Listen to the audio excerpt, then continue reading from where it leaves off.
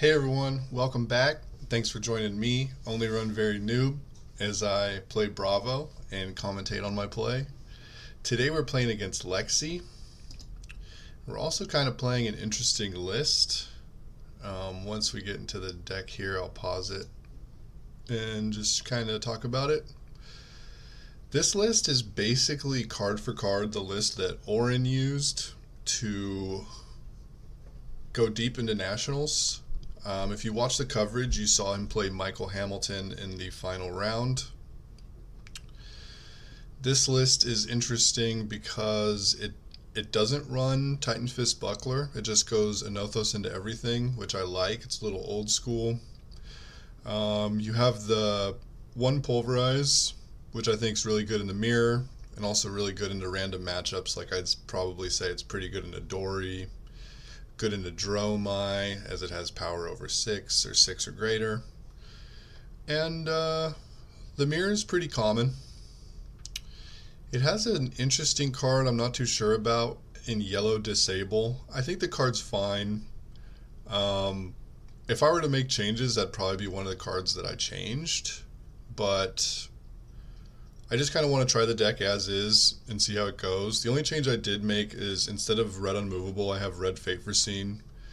But I think I probably want red unmovable, to be honest. This video, when I recorded it, I have red fate foreseen, but like in the current time, I made the switch back to red unmovable because I think it is better. It's a little bit more targeted. While it's worse against Azuri, it's not that much worse.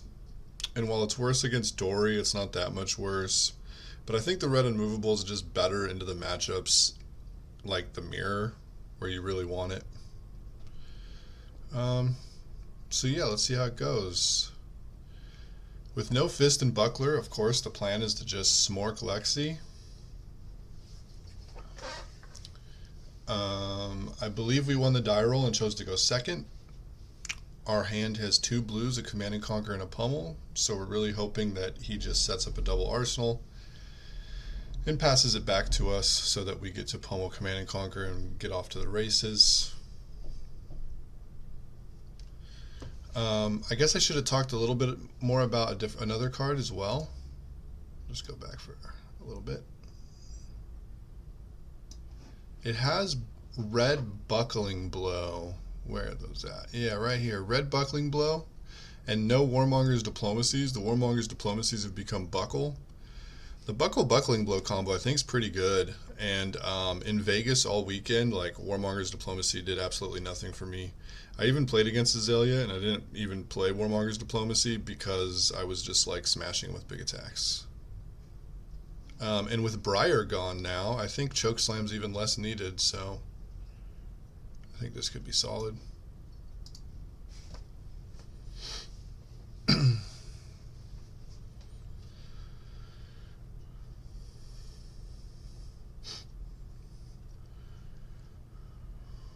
Our opponent loads up a red Sleep Dart and just ends the turn. They don't arsenal a card, so that kind of is a bummer. We don't get to get 2 cards, but it's not like a huge deal. It just means they didn't have anything besides a second arrow. And we're still going to get a lot here with our Pummeled Command and Conquer. I didn't get to Pummel Command and Conquer with my old setup into Lexi because I played like 3 Sink Below, 2 Fate Foreseen. But with this deck list, you don't even play, you just go full aggro into them. You don't want any, I don't have any Defense Rex in the list with the configuration into Lexi with this list.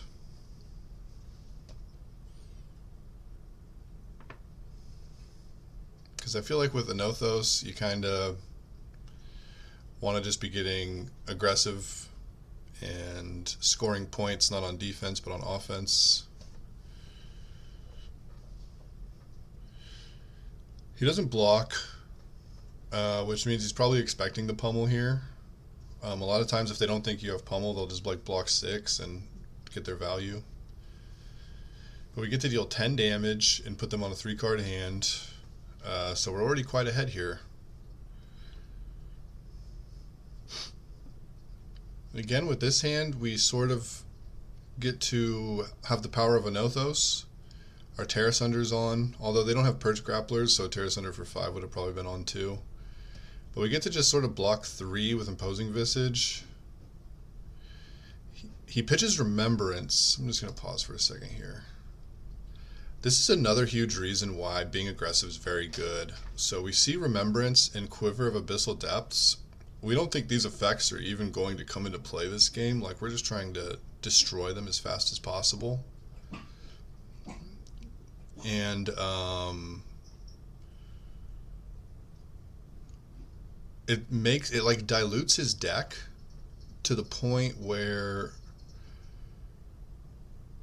it's just going to be a lot harder for them to have like full aggression and tempo us out, because they're going to draw cards like Remembrance, and they're not going to have like the Rustling Leaves Quiver on like a big 3 of a kind Rain Razor's turn or something to try to get an extra arrow. But this is very good for us. He only throws a blue Infecting Shot +1, so we're just going to give him our boots because they effectively block 3 here and a card, and we still get to Terrace Under a Hammer, which should be quite good. They either just take 7 and have a 3-card hand including their arsenal, or they take 4 and have like a 2-card hand. And with them already being at 30, like, they got to start worrying about their life total.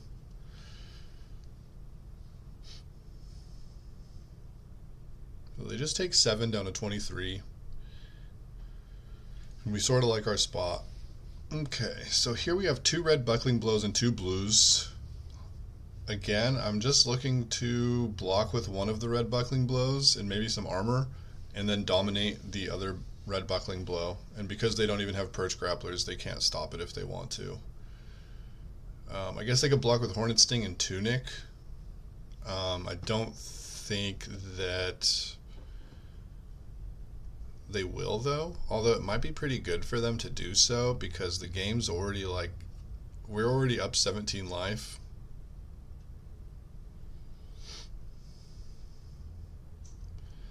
They have sort of an unfortunate 3 of a kind turn here. They just load a blue Pathing Helix, which doesn't even have an on-hit effect because they already have an arrow and arsenal. So we get to just take like 2 damage here. Definitely no problem at all. And then he only shoots the red Infecting Shot, so they don't even have another arrow in their hand. We just block with the red Buckling Blow and 1 armor. Or, 1 piece of armor for 2, and then dominate a Buckling Blow. And I think we're like in a really good spot here. We have a lot of life.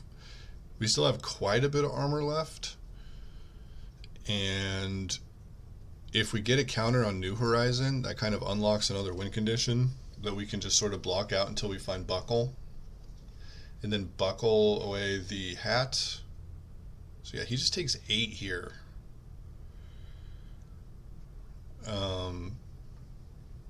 And I believe if we kill their hat, we could just fatigue them, even though they have Remembrance and Remembrance Quiver, because then they can't ever shoot more than 2 arrows in a turn without some sort of shenanigans like Bolt and Shot, Lightning Press maybe, Codexes.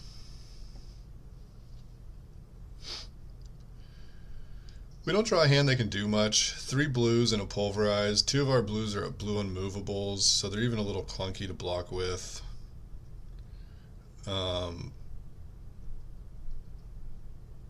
don't hate like blocking 8, like playing a blue unmovable and then blocking with Pulverize and then just like hammering for 4. I also don't hate blocking like 8 and then arsenaling the blue unmovable. Just sends a Heatseeker +1. We block 6. I'm just going to pause this here. I don't know if blocking 6 here is good, but what else can we really do, right?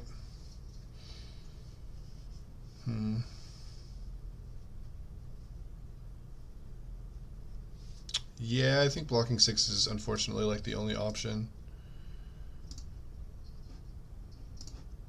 Because if we block 3 and he lightning presses, we can't even like unmovable to stop it. He uses Voltaire and doesn't load anything, so he's probably just doesn't want to discard that to the Codex. He's got to have Codex here.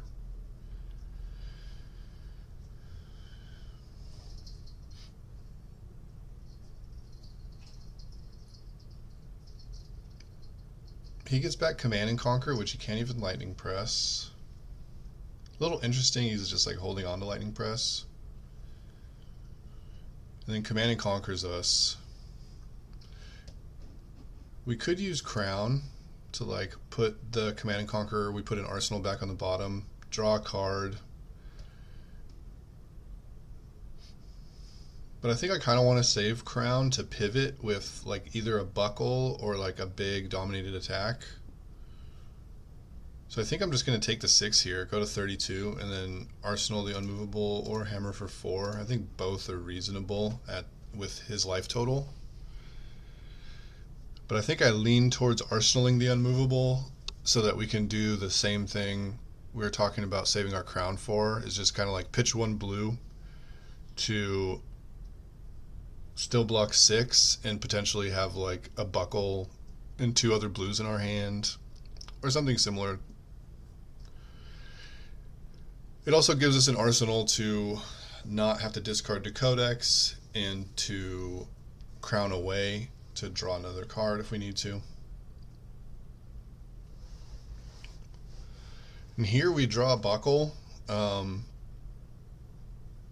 We can't unmovable though into buckle because we need all 3 of our blues to buckle, and we definitely want to do that.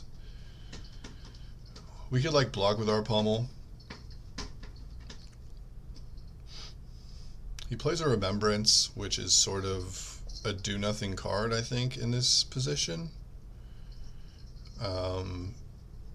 Just kind of shows the power that Bravo has when he goes aggressive, because they have to game plan for fatigue, because if they just go lean 60, like trying to out-tempo us and not get beat up, they just lose to fatigue decks.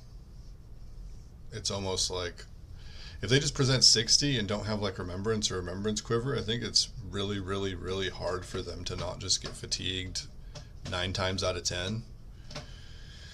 And they certainly want more than 10% into the fatigue decks, and that gives power to the aggressive Bravo decks. Because these Remembrance aren't really doing anything. Like, they can't block with them, and when they play them, they don't really do anything because we're not really trying to exhaust them or fatigue them at all. We're just trying to kill them.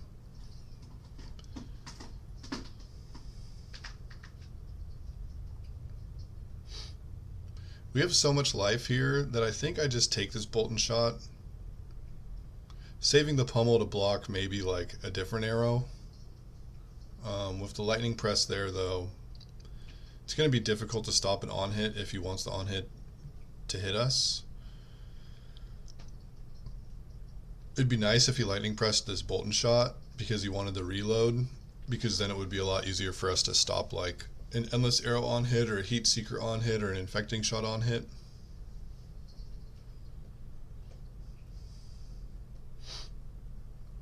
So yeah, he takes his damage, drops us to 22, reloads, flips Endless Arrow, then just passes the turn.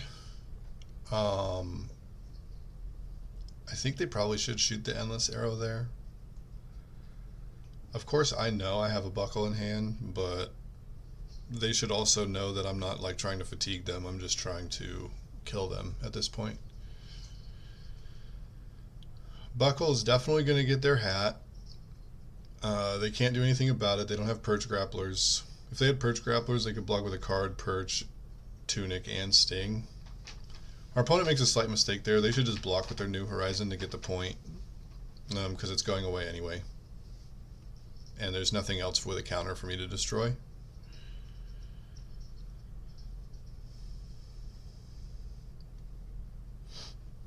Here I'm looking to block 6 or 9 with the Unmovable, keeping a blue and a Command and Conquer to just make a surge and send Command and Conquer. Don't think we want to get cute by like sending a Macho Grande or anything. Let's just play the value game now that they don't have Hat and we're so far ahead. He plays a blue Sedation Shot +1.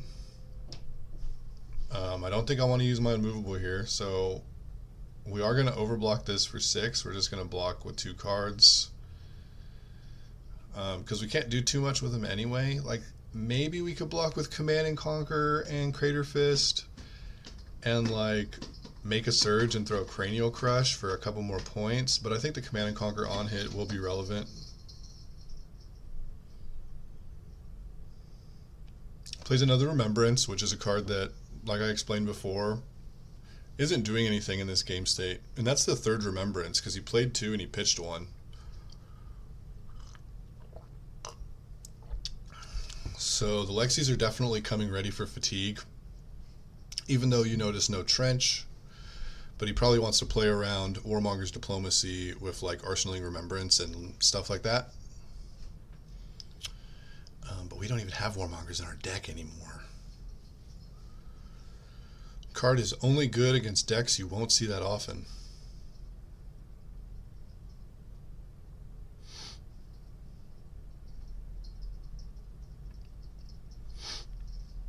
And it's sort of like I gotta kind of eat my own words because I was super high on Warmonger's Diplomacy, like very, very high. I think I was a huge proponent of Warmonger's Diplomacy because of how powerful it can be and about how high the floor is. But I played like 21 rounds of CC in Vegas, and it wasn't good a single time. It didn't do anything except block 3 and kind of ruin my hammer.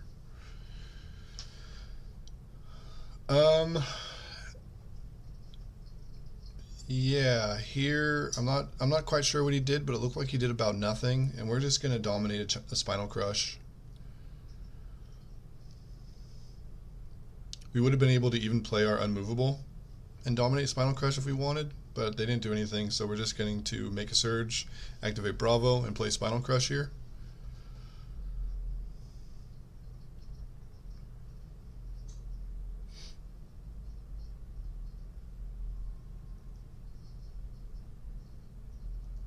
He just said good game, so I'm saying good game. I don't think he wanted to play anymore. So I like this list. I want to keep testing it.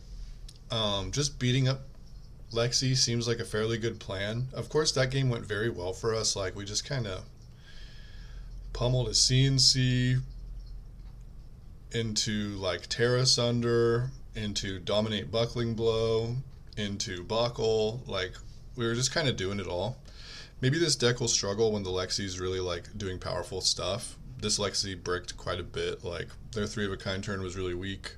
It was just an 2 go again into Infecting Shot for 5, and it's just not good enough when we're drawing stuff that's actively hurting them and disrupting them and putting them in bad spots. So yeah, thanks for the deck, Oren. I think this is a sweet list. You posted it, I think, before Nationals, and I even was like, oh man, I kind of like that list. The list looks solid. Just shout out to Oren. Good job in Nationals. Hell of a run. And hopefully we had a little bit of fun. I think this is my first Lexi video. I think by this time people are kind of sick of playing against Lexi, so maybe it's fun to just watch her eat some big attacks and have no shot in that game. So thanks for coming. I'll be back tomorrow with another video. Till next time.